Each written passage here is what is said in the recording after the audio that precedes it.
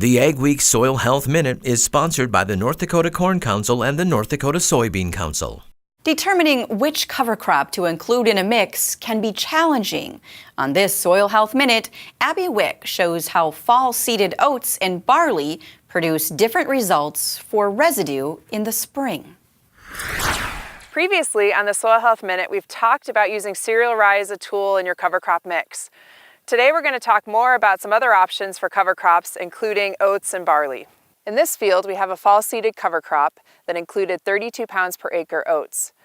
The reason we like to use oats are that you get a little bit less growth in the fall, and you get a really nice mellow residue to plant into the following spring. Oats are a good option to use a little bit extra moisture, but also oats will winter kill. So what's really nice about having a fall-seeded cover crop is that you really stimulate the soil microbes and also the earthworms later in the season. And so here we actually have a bunch of earthworm casts on the surface.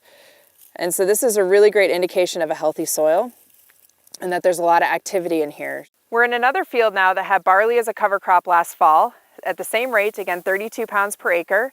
And you can see that the residue here is completely different from the oat field that we were just in. Much taller and much stiffer than the oats, and it grew a little bit longer than the oats did in the fall season. So again, we have another cover crop that will terminate with winter kill. And we also have, again, this really incredible earthworm activity that was occurring in this soil in the fall. Barley is an excellent choice as a fall-seeded cover crop, especially on salt-affected fields. So if you have salinity issues, following whatever crop you have with something like barley could really help use moisture and manage salts. We've looked at fall season cover crop mixes, including oats and barley.